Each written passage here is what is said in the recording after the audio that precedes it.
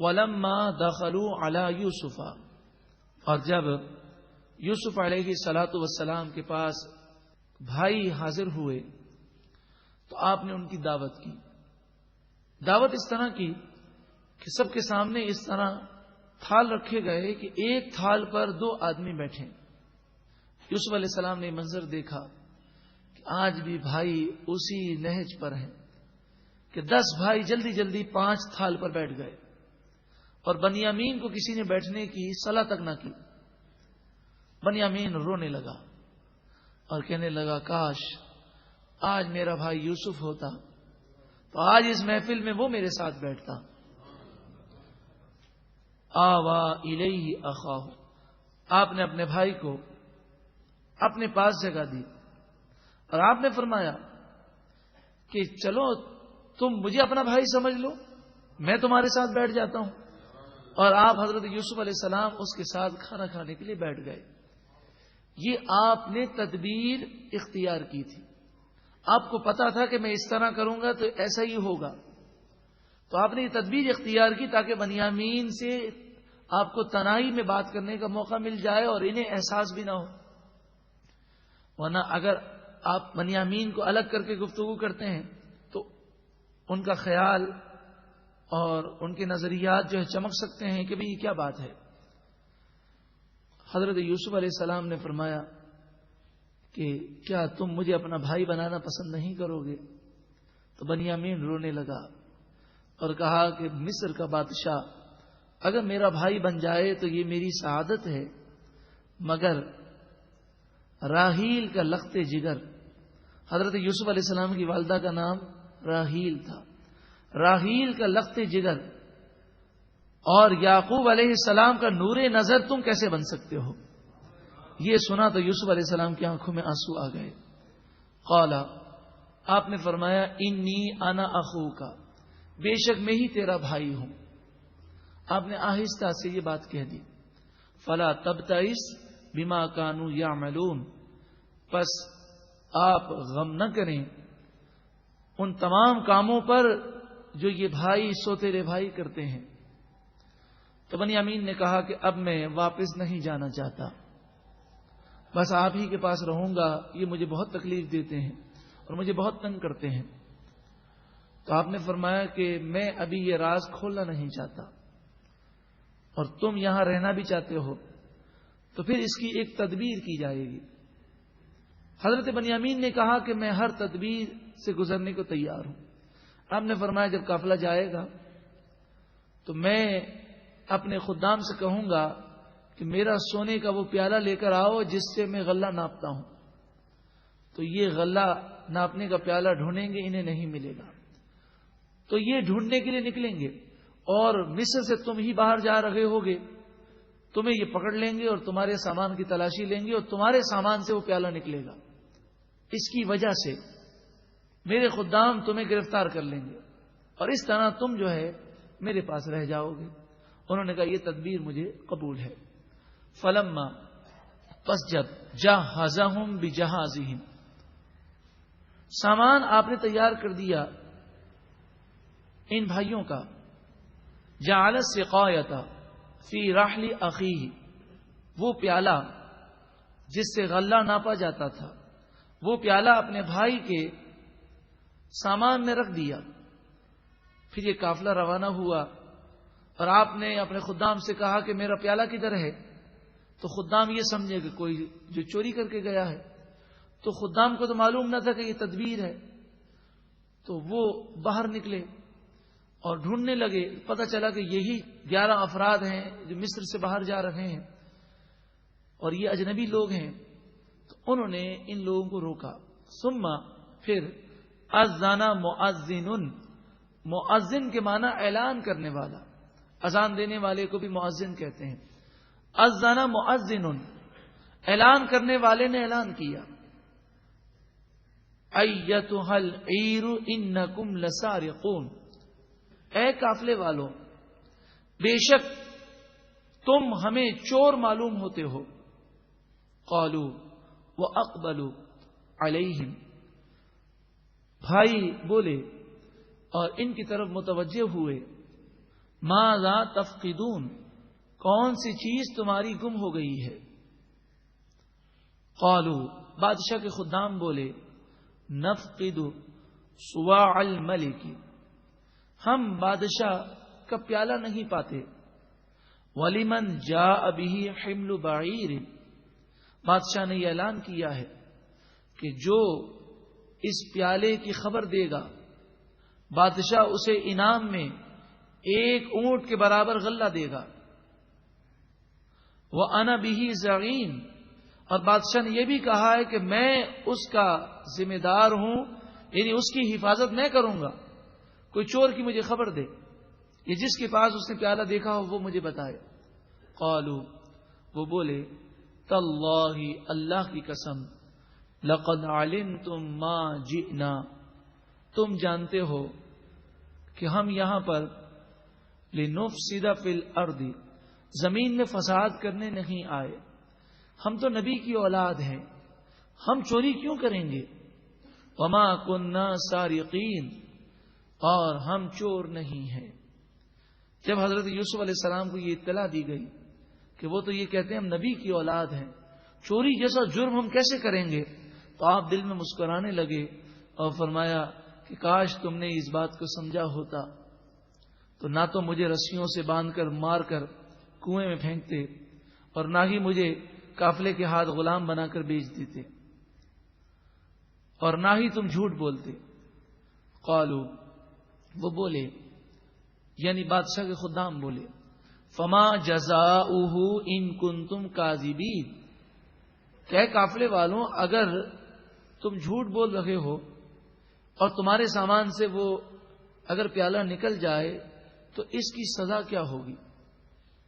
بادشاہ کا جو قانون تھا اس میں یہ تھا کہ چور اگر پکڑا جائے تو اس کی قمیض اتار کر اس کا منہ کالا کر کے گدھے پر بٹھایا جائے اور پورے شہر میں اس کو گھمایا جائے اور اسے جوتے مارے جائیں۔ تو مصر کا یہ قانون تھا۔ حضرت یوسف علیہ السلام اپنے بھائی کو اس طرح سزا تو دلوا نہیں سکتے تھے، تو آپ نے خدام کو یہ سکھا کر بھیجا تھا کہ ان سے پوچھنا کہ چور کی کیا سزا ہے۔ یعقوب علیہ الصلوۃ والسلام کی شریعت میں چور کی یہ سزا تھی کہ چور اس کا غلام بن جائے گا جس کا مال اس نے چرایا ہوگا۔ اس طرح آپ نے تدبیر اختیار کی اور حضرت بنیامین کو آپ نے اپنے لیے حاصل کر لیا۔ قالوا، وہ بولے، جزاؤہ، یعنی یوسف علیہ السلام کے بھائی بولے، چور کی سزا یہ ہے، من وجد فی رحلہ فہو جزاؤہ، جس کے سامان میں پیالہ ملے وہ غلام بن جائے گا بادشاہ کا۔ کذالک نجزی الظالمین، ہم اسی طرح ظالموں کو، چوروں کو سزا دیتے ہیں ہماری شریعت میں۔ تو یوسف علیہ السلام کے بھائیوں نے حضرت یعقوب علیہ السلام کی شریعت کے مطابق یہ مسئلہ بیان کیا کہ جو چور ہوگا وہ اس کا غلام بن جائے گا جس کی اس نے چوری کی ہے۔ اب بادشاہ کے خدام یوسف علیہ السلام کے بھائیوں کو لے کر اور ان کے سامان کو لے کر بادشاہ کے پاس آئے۔ حضرت یوسف علیہ السلام اس وقت بادشاہ تھے مصر کے، لیکن بھائی انہیں نہ پہچان سکے تھے۔ حضرت یوسف علیہ الصلوۃ والسلام نے سامان کی تلاشی شروع کی، یعنی آپ کے حکم پر، آپ کے سامنے، آپ کی نگرانی میں آپ کے خدام نے آپ کے بھائیوں کے سامان کو کھولنا شروع کیا۔ حضرت یوسف علیہ الصلوۃ والسلام نے یہاں بھی یہ تدبیر اختیار فرمائی کہ بنیامین کے سامان کی تلاشی سب سے آخر میں لی۔ سب سے پہلے دیگر بھائیوں کے سامان کی تلاشی لی گئی، بھائیوں کے سامان سے کچھ بھی نہ نکلا۔ پھر جب حضرت یوسف علیہ الصلوۃ والسلام نے حکم دیا اور بنیامین کے سامان کی تلاشی ہوئی تو اس میں سے بادشاہ کا وہ پیالہ جس سے حضرت یوسف علیہ الصلوۃ والسلام جو کہ خود بادشاہ ہیں، آپ اس پیالے سے غلہ ناپا کرتے تھے، تو سونے کا پیالہ تھا، وہ پیالہ بنیامین کے سامان سے نکلا۔ فَبَدَأَ بِأَوْعِيَتِهِمْ قَبْلَ وِعَاءِ أَخِيهِ، بس یوسف علیہ السلام نے اپنے سوتیلے بھائیوں کے سامان کی تلاشی پہلے لی،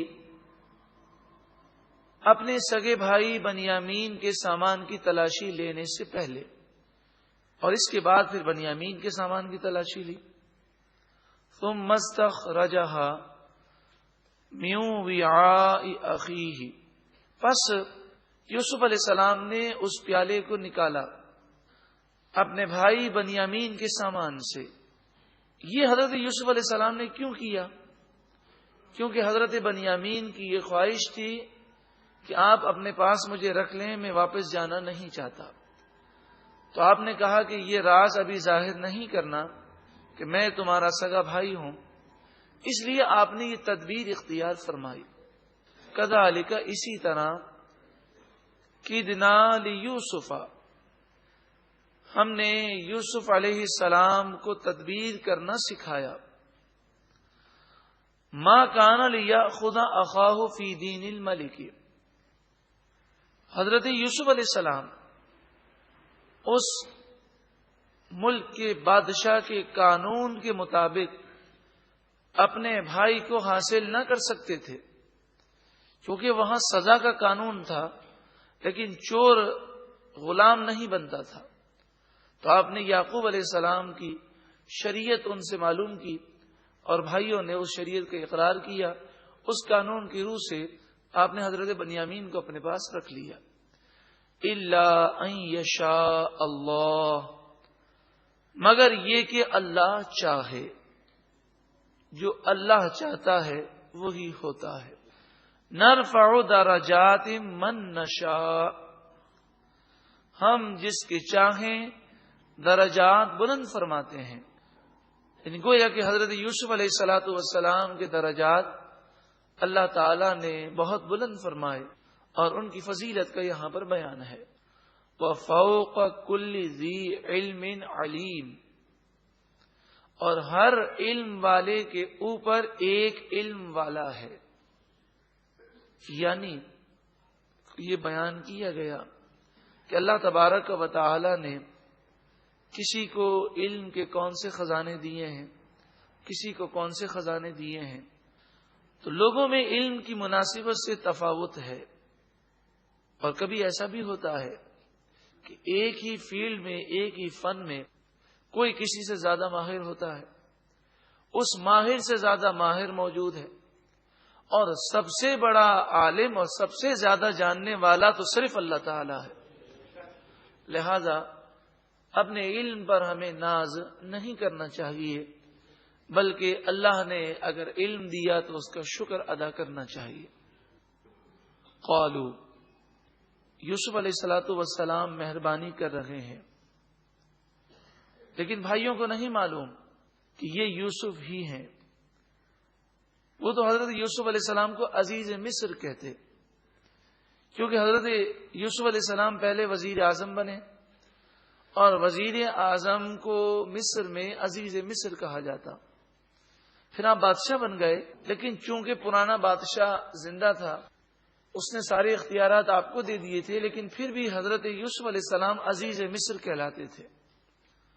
تو یہ کہنے لگے، اے عزیز مصر، ان یسرق فقد سرق اخ له من قبل، اگر بنیامین نے چوری کی ہے تو اس کے بھائی یوسف نے بھی اس سے پہلے چوری کی ہے. اور یہ اب انہوں نے اظہار کر دیا کہ یہ دونوں بھائی یوسف اور بنیامین چونکہ ہمارے سوتیلے بھائی ہیں، اس لیے ہمارے والد صاحب تو بڑے نیک اور پارسا ہیں، وہ تو نبی ہیں، ان دونوں پر ان کی ماں کا اثر ہے. اور نعوذ باللہ من ذالک، انہوں نے کہا یوسف بھی چور تھا، نعوذ باللہ من ذالک، اور بنیامین نے بھی چوری کی. یعنی وہ دربار میں اپنی عزت بچانے کے لیے یہ جملے کہنے لگے. کہیں بادشاہ کے دل میں نہ آئے کہ جب ان کا بھائی چور ہے تو یہ باقی 10 بھی چور ہوں گے. حالانکہ حضرت یوسف علیہ الصلوۃ والسلام نے کوئی چوری نہیں کی، اور جسے وہ چوری کہہ رہے تھے وہ تو بہت بڑی نیکی تھی. حضرت یوسف علیہ الصلوۃ والسلام جب چھوٹے تھے تو آپ کا نانا مشرک تھا. ایک دن آپ نے اپنے نانا کے بت کو لیا اور اسے توڑ دیا. توڑ کر اسے گندی نالی میں پھینک دیا. تو یہ تو چوری نہیں بلکہ یہ تو بہت بڑی سعادت ہے کہ حضرت یوسف علیہ الصلوۃ والسلام بچپن میں بھی شرک سے اور بت پرستی سے اس قدر نفرت کیا کرتے تھے. لیکن جب انسان اپنے دل میں کسی کے لیے نفرت رکھتا ہے تو پھر ہر اچھا کام بھی اسے برا لگتا ہے. فَأَسَرَّهَا یوسف فی نفسہ. اب آپ سوچیں کوئی آپ کے منہ پر آپ کو چور کہے اور آپ نے چوری نہ کی ہو تو کچھ بھی ہے آپ کے چہرے پر ناگواری کے آثار ضرور آ جائیں گے. آپ کے چہرے سے ظاہر ہو جائے گا کہ آپ کو برا لگا. فَأَسَرَّهَا یوسف فی نفسہ. یوسف علیہ السلام نے ان تمام باتوں کو اپنے جی میں رکھا. وَلَمْ يُبْدِهَا لَهُمْ. اور ان کے سامنے اپنے چہرے سے بھی اس کا اظہار نہ کیا. قَالَ. آپ نے فرمایا اپنے دل میں فرمایا انتم شر مکانن. تم ہی سب سے زیادہ شریر اور سب سے زیادہ گناہ کرنے والے ہو. میں نے کوئی چوری نہیں کی. تم اپنے کرتوتوں کو بھول گئے اور مجھ پر الزام لگاتے ہو. اب دیکھیں بادشاہ وقت ہیں اور آپ اس زمانے کے بادشاہوں کا اصول دیکھیں کہ انہیں اتنا اختیار ہوتا جسے چاہیں اس کی گردن اڑا دیں. یوسف علیہ السلام کے صبر پر قربان جائیے کہ آپ نے اب بھی انتقام سے کام نہ لیا. واللہ اعلم بما تصفون. اور جو تم کرتے ہو اللہ اسے خوب جاننے والا ہے. یہ سب باتیں آپ نے زبان سے نہیں کہیں, اپنے دل میں یہ باتیں کہیں. آپ کو معلوم ہے کہ کبھی ہم کسی سے گفتگو کرتے ہیں تو ہم زبان سے نہیں کہتے, ہمارا دل اسے کہہ رہا ہوتا ہے. قالو, وہ بولے یا ایھا العزیز, اے عزیز مصر, ان لہو ابن شیخا کبیرا. بے شک اس بنیامین کے والد جو ہمارے بھی والد ہیں شیخن کبیرن ہیں, یعنی ان کی عمر بہت زیادہ بڑی ہو گئی ہے اور وہ یوسف کی جدائی کے بعد سے بڑے رنجیدہ رہتے ہیں. اگر آپ نے بنیامین کو لے لیا یہ بنیامین کی جدائی برداشت نہیں کر سکیں گے. فخذ احدنا مکانہ. بس آپ ان کی جگہ پر, بنیامین کی جگہ پر ہم میں سے کسی کو لے لیں. انا نراک من المحسنین. بے شک ہم آپ کو احسان کرنے والا دیکھتے ہیں. ہم یہ دیکھ رہے ہیں کہ آپ بڑے محسن ہیں, تو آپ مزید احسان کیجئے اور اس کے بدلے میں ہمیں لے لیجئے. قال معاذ اللہ. آپ نے فرمایا اللہ کی پناہ. ان نأخذ الا من وجدنا متاعنا عنده. ہم تو اسی کو لیں گے جس کے پاس ہمیں سامان ملا. ہم تو اسی کو لیں گے جس کے پاس ہمارا سامان ہمیں ملا. انا اذا لظالمون. اگر ہم ایسا نہ کریں بے شک اس وقت ضرور ہم حد سے بڑھنے والے ہو جائیں گے. یعنی آپ نے ایک قانون بیان کیا کہ قانون تو یہی ہے کہ جس کے سامان سے چیز نکلی ہے وہی یہاں پر رہے, اور اگر ہم اس قانون سے ہٹتے ہیں تو ضرور لوگ ہمیں کہیں گے کہ آپ نے ظلم کیا اور آپ حد سے بڑھ گئے.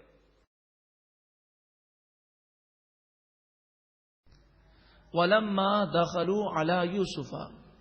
اور جب یوسف علیہ الصلوۃ والسلام کے پاس بھائی حاضر ہوئے تو آپ نے ان کی دعوت کی. دعوت اس طرح کی کہ سب کے سامنے اس طرح تھال رکھے گئے کہ ایک تھال پر 2 آدمی بیٹھے.